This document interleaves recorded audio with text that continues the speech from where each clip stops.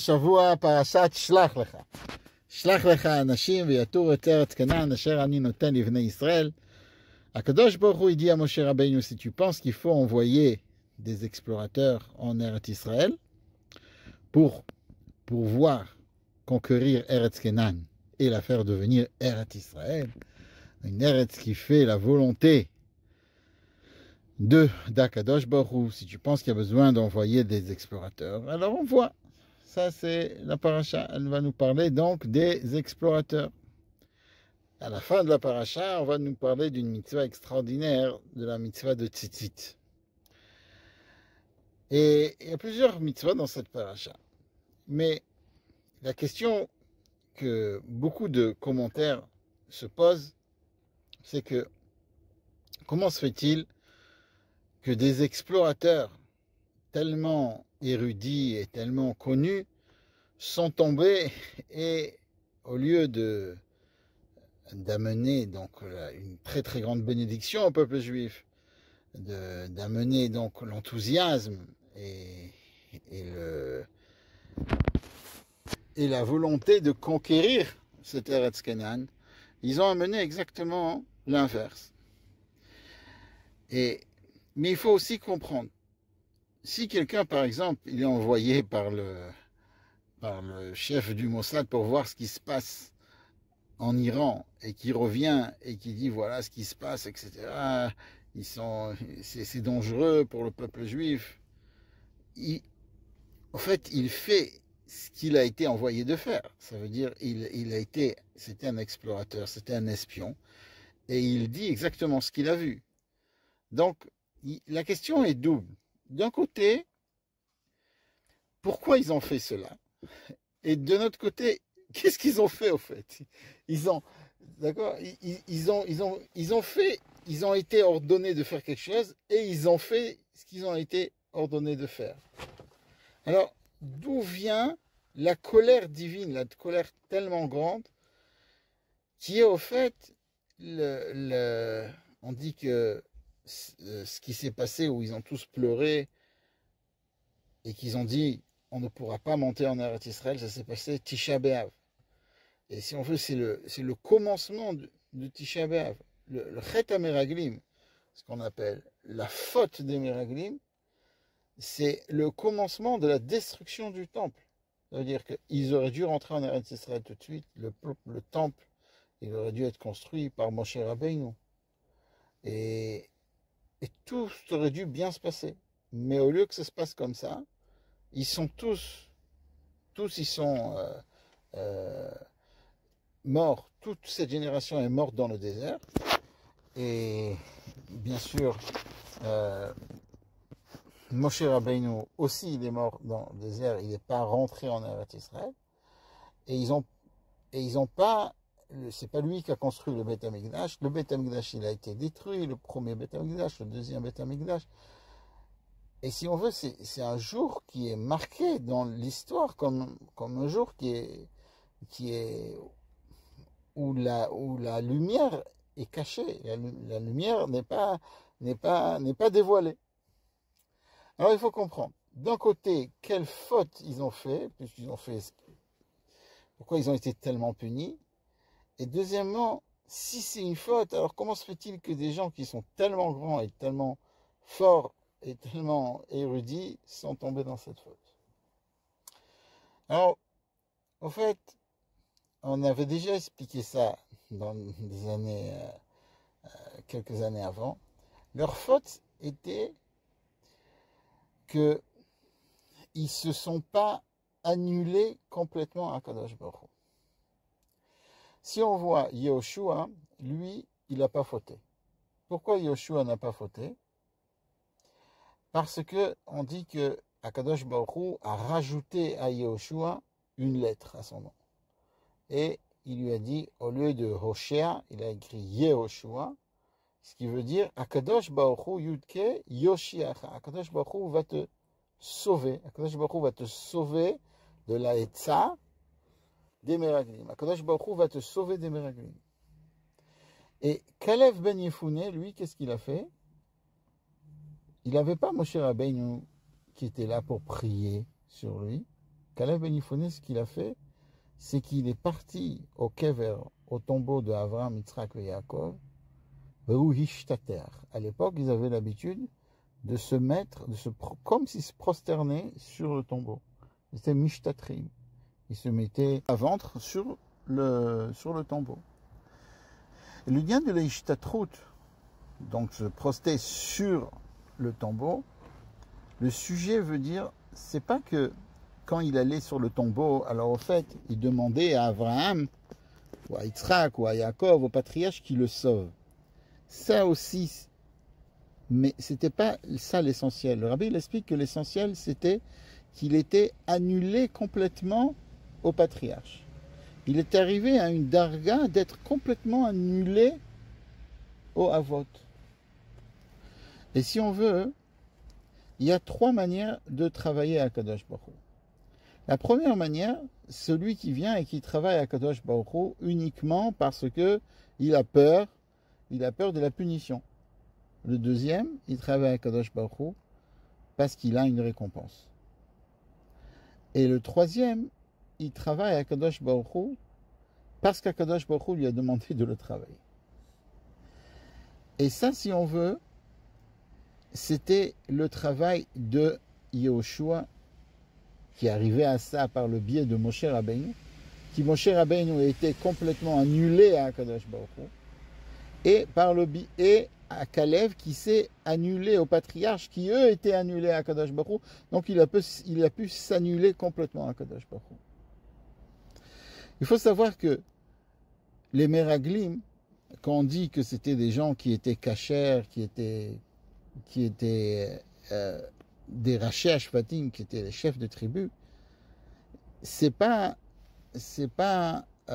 qu'ils étaient juste avant, c'est que quand ils ont fait ce qu'ils ont fait, leur but était justement de vouloir rester avec Moshe Rabbeinu dans le désert, de vouloir avoir Aaron avec eux, de vouloir avoir du man, de manger du man. Comme on sait que celui qui mange du man, alors il a la tête qui est plus adaptée à étudier la Torah, comme il y a marqué que l'onitna Torah est la lochle aman. La Torah, elle a été donnée uniquement à ceux qui ont mangé du man. Ça veut dire que les Meraglim, eux, ils avaient un but. Ils se sont dit, nous, on veut s'approcher d'Akadosh Baruch Hu, et si on veut vraiment apprendre la Torah, alors la seule manière où on peut vraiment apprendre la Torah et être vraiment proche d'Akadosh Baruch Hu, c'est uniquement si on reste dans le miracle, on reste dans le désert. Par contre, si on veut aller en Eretz Israël, tant qu'elle est encore Eretz Kenan, alors ça sera très très dur. On va devoir travailler la terre, on va devoir labourer, on va devoir faire des dizaines et des dizaines de choses qui vont nous empêcher cet attachement à la divinité. Et eux, ils voulaient cela. Et c'est pour cela qu'on dit que si de nos jours on apprend qu'il faut 10 personnes pour un minyan, on apprend ça des Meraglim. Il y a un passou qui marque Venik Dashti Betor Adat Bnei Israël, je vais me sanctifier dans la congrégation, dans la communauté du peuple juif. Et on ne sait pas combien c'est une Eda, on ne sait pas combien c'est une congrégation, on ne sait pas. Et il y a marqué dans les Meraglim, Admata et la Eda Araazot, jusqu'à quand cette Eda Araazot. Et on sait que les Meraglim, ils étaient 10, puisque Caleb et Yoshua, ils ne comptent pas dans Eda Ara, dans cette mauvaise congrégation. Donc, on sait de là qu'il faut un minyan. D'où on sait qu'il faut un minyan? Il y a marqué d'un côté Vinik Dashti, je vais me sanctifier. Betor Hadat Mais Israël, ça veut dire, quand je vais dire un Kaddish, une Kedusha, tout ce qui a rapport avec la Kedusha, ça va être Betor Hadat. Je ne sais pas combien c'est Hadat. Peut-être Hadat c'est 5 ou 6. Mais comme je sais de Meraglim que Hadat c'est 10, puisqu'il y a marqué Eda Razot, donc, quand il y a marqué Venik Dashti Betoch Hadat Ben Israël, ce sera 10. Donc on a appris le fait qu'il faut un minyan des Meraglim. Parce qu'au fait, les Meraglim, dans leur fond, c'était des tzadikim qu'on vient de dire. Mais ils ont fauté. Et leur faute était qu'ils ont fait ce qu'ils pensaient faire de bien pour le judaïsme. mais ce n'était pas ce que Akadosh Baruch Hu avait demandé. Et de là, on doit apprendre que très souvent, on se dit, ah, on va faire ça, on va faire ci, on va faire ça. Mais à chaque fois, il faut se demander, est-ce que vraiment c'est ça la volonté divine? Alors, des fois, on veut recevoir des niveaux, on veut arriver à certains niveaux. Et en même temps qu'on veut arriver à des niveaux de divinité, on ne fait pas attention qu'on fait des choses qu'Akadosh Baruch Hu ne veut pas. Et ça, c'est les miracles, ils nous apprennent, ils nous disent, non, non, c'est pas comme ça que ça marche. À chaque fois, on doit se remettre en question. Est-ce que c'est vraiment la volonté divine? Et si c'est la volonté divine, très bien, il faut le faire. Mais si ce n'est pas la volonté divine, même que moi, je crois que je vais arriver plus haut, etc. Des fois, ça vient par le biais que je vais vexer l'un, que je vais vexer l'autre, que je ne vais pas faire attention à mes enfants, je vais pas... Non, non, tu dois d'abord faire ce que tu dois faire dans le monde. Ce qu'Akadosh Baruch Hu t'a envoyé, ta shlichut dans le monde. Et si tu fais ta shlichut comme il faut, alors tu feras dès que tu fais la volonté divine, alors il n'y a pas de problème. Le nom de la paracha, shlach lecha, ça veut dire toi de ta shlichut initiale. Si tu veux monter et avoir des niveaux, t'élever dans le travail d'Akadosh Baruch Hu, n'oublie pas ta première shlichut. N'oublie pas pourquoi Akadosh Baruch Hu il t'a envoyé dans ce monde, ce que tu dois faire dans ce monde. Une fois que tu te rappelles de ça, alors tu peux essayer de monter et de faire des choses qui vont t'amener au-delà de ce que tu dois faire. Comment on arrive à ce niveau si à chaque fois on se rappelle du tzaddik, à chaque fois on va se rappeler de Moshe Rabbeinu, on va se rappeler des Avot. Si on est en bitoul, on s'annule devant les Avot, alors on a une possibilité d'arriver à cela, de savoir qu'est-ce qu'il faut faire, qu'est-ce qu'il ne faut pas faire. On a vu déjà dans la paracha précédente, on a dit la semaine dernière que le tafkid de Aaron, du Kohen, c'était de préparer la menorah. Et c'est pour ça que ça se suit la paracha. Le tafkid du Kohen, c'est de préparer la menorah. Ça veut dire que même quand tu veux allumer quelqu'un d'autre, tu veux faire une lumière, tu veux faire une flamme, il faut qu'il y ait un Kohen qui te dirige, qui te dise comment le faire. Une fois qu'il y a un Kohen qui te dit comment le faire, alors tu peux aller et tu peux continuer. Mais par contre, le Meraglim, comme ils n'ont pas eu ce bitoul et qu'ils ont pensé arriver à ce niveau-là de eux-mêmes, alors ce qui s'est passé, c'est qu'on a demandé quelle était réellement leur faute. C'est que non seulement ils ont donné l'information, mais ils ont donné leur point de vue, comment il faut faire. Une fois, il y a quelqu'un qui a demandé au rabbi, est-ce que tu me conseilles de prendre d'autres personnes qui me conseillent dans mon travail? Et le rabbi lui aurait dit, je te conseille de prendre toujours des conseillers, c'est bon, mais des décisionnaires, c'est que toi qui dois prendre la décision. C'est une personne qui doit prendre la décision. Et cette personne-là, c'est Moshe Rabbeinu. Et on peut dire que c'est par cela qu'on va terminer avec les tzitzit. Les tzitzit nous rappellent à chaque instant que on a des mitzvot à faire. On est là dans ce monde pour avoir une darga de toul, de bitoul en Akadosh Baruch Hu. Et quand on va voir les tzitzit qui eux sortent du beged, d'accord? Alors on va comprendre que nous, notre tafkid, c'est de faire toujours ce que Yehoshua et Kalev ils ont fait. On dit comme ça que s'il y a un canard, par exemple, qui reçoit un coup, et il tombe d'une assez haute hauteur et il tombe dans un lac. Alors, si on veut savoir si le canard il est cachère, on peut lui faire la shrita, le manger ou pas, on ne peut pas savoir si, par le fait qu'il flotte dans l'eau, s'il est toujours cachère ou pas. Pourquoi? Parce que peut-être que c'est l'eau qui le fait bouger. Par contre, si on voit que le canard, il va plus vite que l'eau, ou il va de l'autre côté du courant, alors on peut savoir que le canard il est en bonne santé et que le canard il est cachère et on peut le manger. Et ça c'est un petit peu le lien de savoir que il faut toujours regarder ce que les tzadikim nous disent de faire, et même si on n'est pas dans le courant, dans le mainstream comme on dit ici, et on est brinat tzitzit, on est en dehors de ce que tout le monde fait, Mais si les tzadikim nous disent de faire comme ça, alors il faut aller d'après leur chemin. Avec une anecdote que j'ai entendue du Rav Hillelem, qui a un juif comme ça, qui était, lui il était en Chine, et il devait partir à Hong Kong Shabbat, et pour une raison ou une autre, il n'a pas pu partir à Hong Kong, et il s'est resté en Chine pour Shabbat. Et ils n'avaient pas vraiment de quoi manger, il était vraiment perdu. Et il s'est dit, il faut que je trouve un minyan, je ne peux pas rester Shabbat sans minyan, c'est pas possible. Alors qu'est-ce qu'il a fait? Il a cherché dans tous les hôtels s'il n'y avait pas des gens, des Américains ou des Israéliens, qui avaient un nom juif. Et il a cherché, il a trouvé encore 6 personnes. Donc après il a trouvé encore une personne. En tous, ils étaient 9 personnes. Et il n'y avait rien à faire. Il ne trouvait pas le 10e, il ne savait pas quoi faire. Et puis d'un coup, la police elle arrive. Et la police elle dit, c'était en Chine, il dit, vous n'avez pas le droit de vous rassembler. Ça veut dire quoi? Vous faites vous rassembler. C'est une Afghana, c'est une manifestation qui n'est pas légale.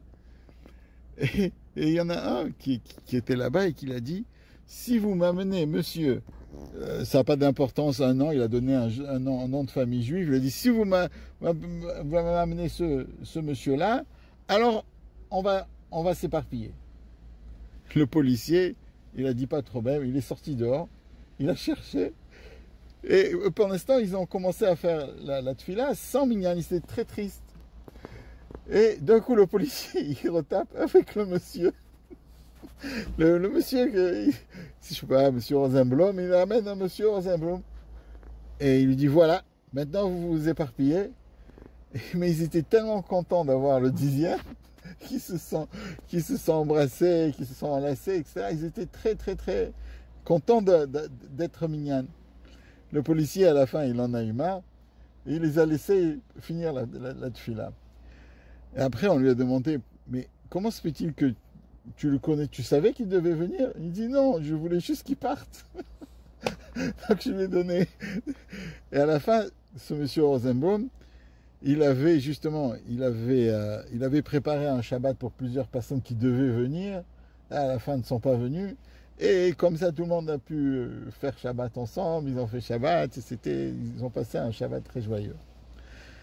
Et ça, si on veut, là, d'abord l'importance du minyan, comme on a dit, mais que quand on se donne à Akadosh Baruch Hu et qu'on est en bitoul à Akadosh Baruch Hu, qu'on a une émouna qu'Akadosh Baruch Hu va nous aider, alors Akadosh Baruch Hu Bémet nous aide et nous amène la bracha. Et Bezrat Hashem non seulement nous amène la bracha, mais il nous amène même les ma'alot qu'on voulait recevoir, même les niveaux qu'on voulait recevoir. Et il nous amène donc le minyan, et que Bezrat Hashem, Akadosh Baruch Hu nous amène le Mashiach, Tzidkenu Tekef U'Minyan Mamash. Et là, on aura un très grand minyan. On va prier tous au Beit HaMikdash, et on va travailler tous à Akadosh Baruch Hu. On va arriver au vrai niveau, et tel que le niveau beaucoup plus haut que le niveau même que les Meraglim voulaient arriver dans le Midbar avec Moshe Rabbeinu. Alors, que Bezrat Hashem, cette semaine qui prépare le jour de Kafret Sivan, le jour où le Rabbi il a été sauvé en 1941, Kafret Sivan, et il a pu se sauver donc des nazis et venir en Amérique. Et Sgoula, c'est un jour spécial, et ce Shabbat là donc bénit cette journée, puisque ce Shabbat c'est Kaf Gimel Sivan, donc c'est béni Kafret Sivan. Donc Bezrat Hashem, on puisse voir le Mashiach Tzidkenu venir, Tekef Umiyad Mamash. Shabbat Shalom.